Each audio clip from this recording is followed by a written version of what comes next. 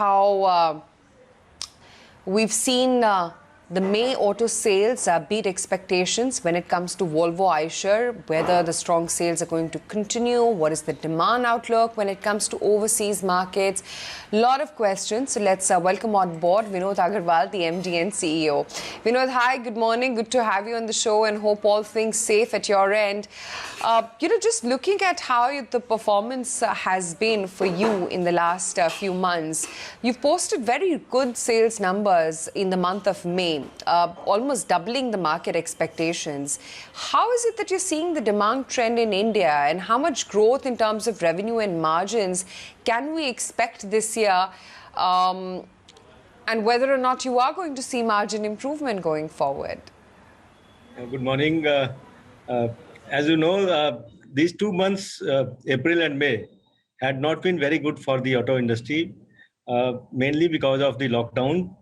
And also most of the RTOs were closed. So therefore, these 2 months are not the benchmark. But if you go to the Q4 of last year, I think the commercial vehicle industry had almost grown out of recession. So the numbers were very good. In fact, there was a growth of almost 50% in 3.5 ton GVW industry, CV industry. And we also had grown very well. We grew by 56% in Q4. And then, of course, sudden this pandemic wave 2 came in. But going forward, my expectation is that this industry is going to do well, because commercial vehicle industry has seen 2 bad years, both 1920 and 2021. And if you look at the numbers, the industry is down to the rock bottom. If you look at the heavy-duty trucks in 2021, the heavy-duty trucks which are 18.5 ton and above, those were just 111,000 as against peak number of 295,000 for the entire industry. And if you look at the 5 to 15 ton, which is light and medium-duty trucks, that also was down significantly. That was just around 75,000 as against peak of 120,000 in 18-19.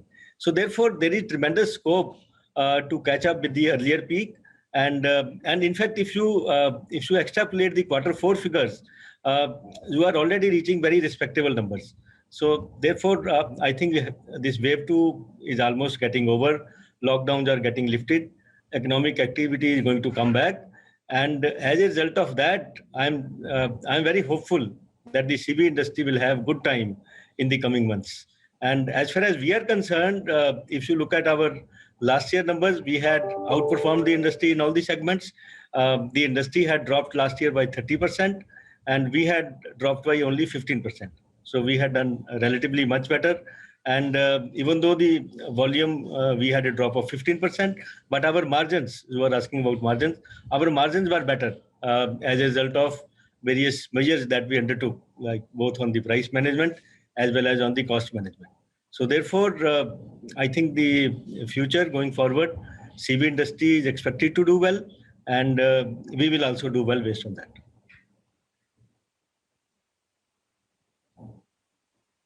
Right. Also, Vinod, wanted to understand, that's what's happening domestically.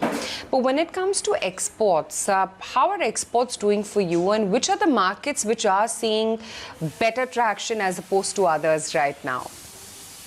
When you look at exports, I think one good thing that has happened in last 2-3 years is that the technology of the products that we are making here in India, that has improved significantly. And as a result of that, the products that we are producing here, and that has a lot of Volvo Group technology in them, these products can compete very effectively with the Japanese products.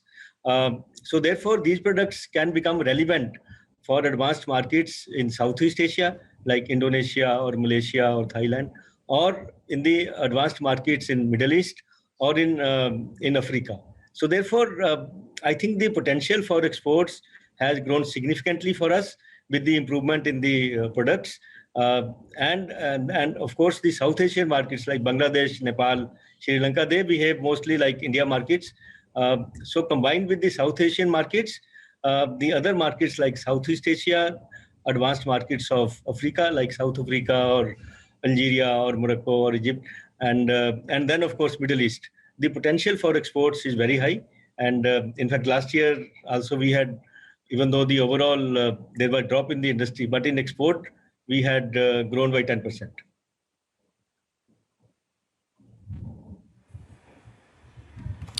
Sure. So suffice to say, Vinod, that your export margins are a lot better than the ones in India? Margins are alike, I would say. They are not, we can't say they are much better than in India, but margins are alike. Like in India, they are also the similar margins.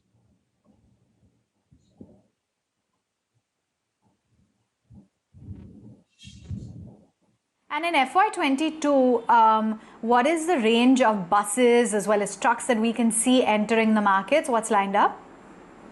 Like if you look at our product range, we have the widest product range, right from 4.9 ton till 55 ton in the trucks, and in buses also we have the entire widest range of buses, right from, you can say, 15 or 18 seater buses going up to 60 plus seaters. So we have the entire range, and with the Volvo bus also becoming part of us, we have also the, you can say, the value range, mid-premium range, and high-end premium range.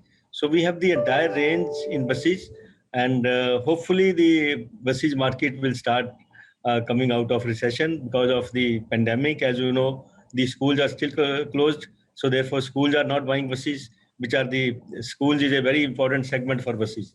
Similarly, staffing segment is also down because a lot of work is happening from homes. There is some demand coming from the route permits, which are basically permits for movement between the satellite towns and main towns. And then intercity buses also market is down because there is less travel happening. But hopefully this travel is going to come back, and schools also will open maybe from the second half of the current year. And with that, I think we will see better outlook for the bus industry. But as of now, of course, bus industry is doing very badly. In fact, last year the bus market was just around 12,000 buses as against 65,000 buses in 1920. So the buses market right now it's very low, but hopefully it will come up.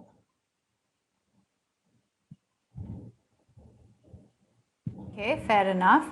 And what's the outlook when it comes to the decline in your average selling price?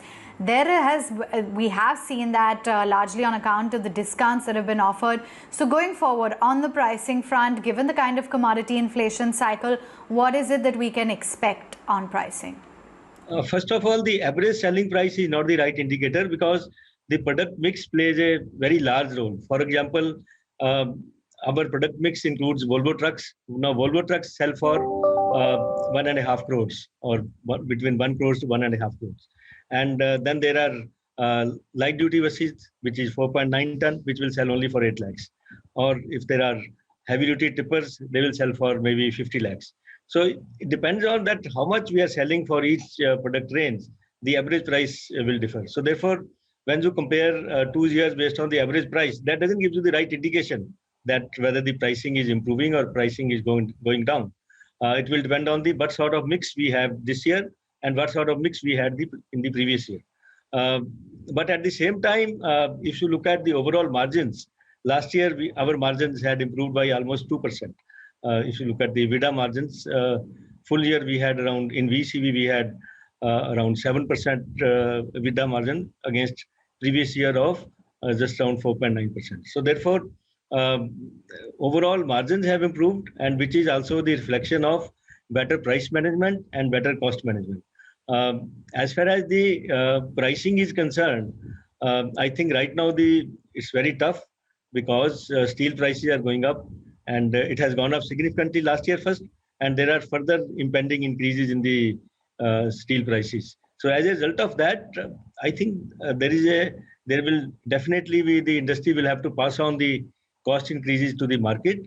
So the prices will have to go up based on these steel price hikes and the inflation. And at the same time, we have to continue to work on the cost reductions so that we should be able to become more and more efficient.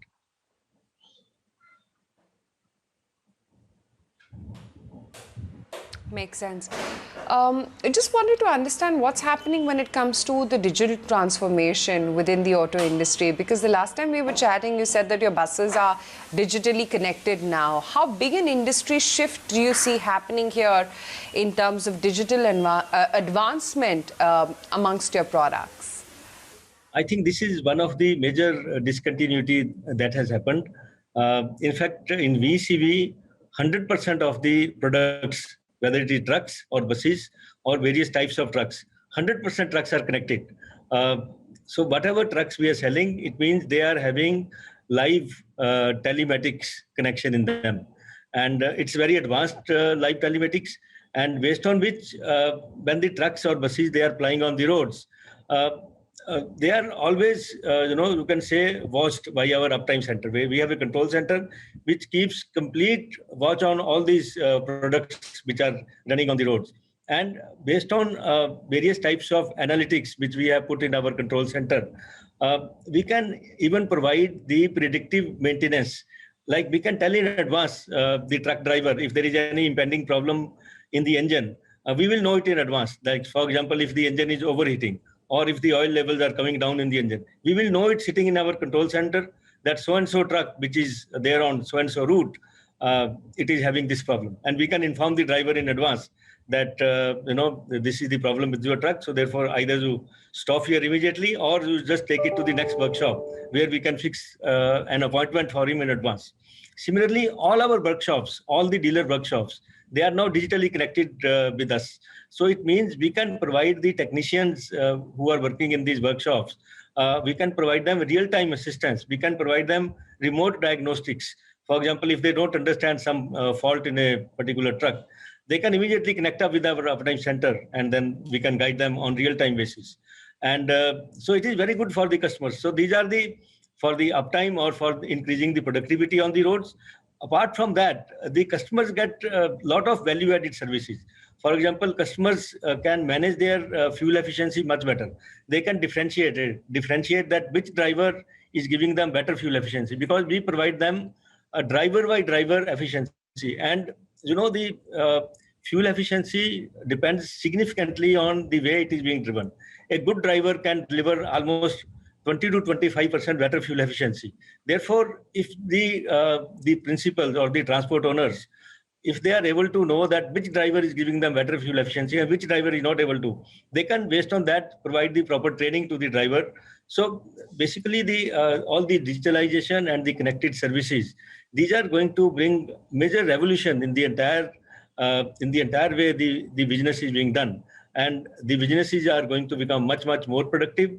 Customers will reduce their costs, and they will be able to reduce all the overall costs. So I think this is a major area on which VECV has done a lot of steps, and we are continuing to drive the digitalization more and more in the market.